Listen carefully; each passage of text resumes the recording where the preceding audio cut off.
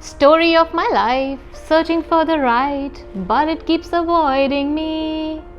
Is this the story of your life too? Are you also searching for the right diet, that food, or the magic pill that can help you shed all the weight at once? Then this Heal Your Weight series is going to be of great help to you. Now, I understand that weight loss is something that people desperately want, and they try different kind of diets and then lose weight and gain weight and finally reach that point of frustration that they don't want to do anything. But you don't need all this drama in your life. Now, before we get into this entire weight loss series, I want you to understand one concept very clearly. That's the difference between weight loss versus fat loss. Now, we are like a sack. We are filled with so many things inside us, be it our cells, organs, tissues, muscles, blood, water, toxins, dirt, all of that, and all this adds up to our weight. But when we talk about weight loss, two tissues are very, very important in our body, that is muscle and fat. Muscle is the metabolically active tissue and fat is less active than the muscle. What we need is more of the muscle mass and less of the fat percentage. But when we do these stringent diets, starvation, or we cut our food because we think that we'll lose weight with that, yes, we do lose our weight on the scale because most people want that. Most people want to see the number on the scale go lower. But we don't realize that we lose our precious muscle mass and water weight, because of which a lot of people land up with skin issues, hair fall, weakness, energy issues, and all of that on these stringent diets. Now let me give you an example of two people with the same height and both weigh 60 kgs. But one looks fat and chubby and the other one looks toned and fit. That's because the one who looks fat and chubby has more fat percentage, because of which he looks more flabby. And the other one who looks toned and fit has more muscle mass, because muscle is a more compact tissue. So what we need to focus is on reducing our fat percentage and increasing our muscle mass if we want to look toned, fit and lean, and not the number on the scale. So now when we are talking about the fat, we need to understand our fat also a little better. Not all the fat that we have in our body is actually bad.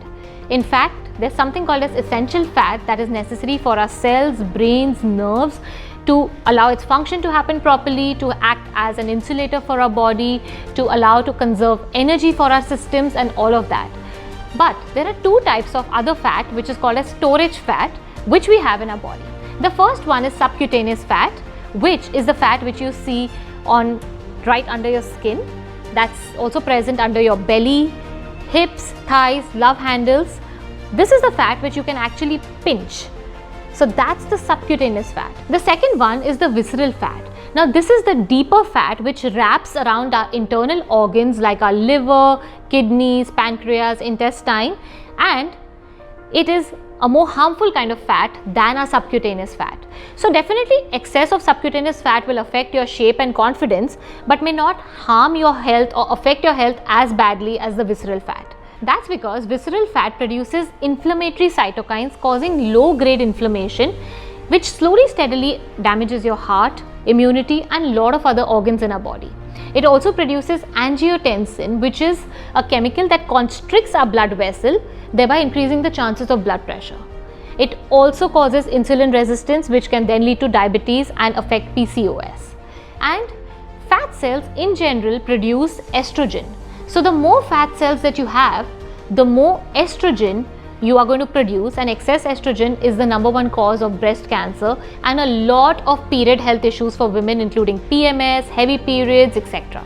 Not only this, visceral fat also affects our liver health, causing fatty liver, sleep apnea, it causes high cholesterol, triglyceride. All of this adversely affects our health in the long run. Now there are a lot of ways with which you can check how much visceral fat you have in the body. You can do it through scans, through MRIs, but clearly these are very expensive, and I feel there's no need to expose your body to such harmful radiations for no reason. In fact, this bioelectrical impedance analysis machine is the best way to check how much fat percentage you have in the body and where all your fat is distributed. So This is the best way to check it. Also, another way to check is to figure out your waist circumference. So for men, a waist circumference higher than 40 inches and for women above 35 inches means a greater risk for heart issues. So take a measuring tape and measure yourself at your waist at the point of your navel to figure out for yourself. By now, you must be very clear about the weight concept and the type of fats that we have in the body and how it affects our health. So clearly, the number on the scale has nothing to do with how healthy you are. Rather, you need to look at your energy levels, your physical health, how well your clothes fit you, how slim or trim you look in the mirror, how good you feel about yourselves. Your mirror can be your best friend. So stand in front of the mirror and check how lean and toned you look. And this will give you a better assessment if you are on the right track or not. In my next video, I'm going to be talking about the causes of your weight gain.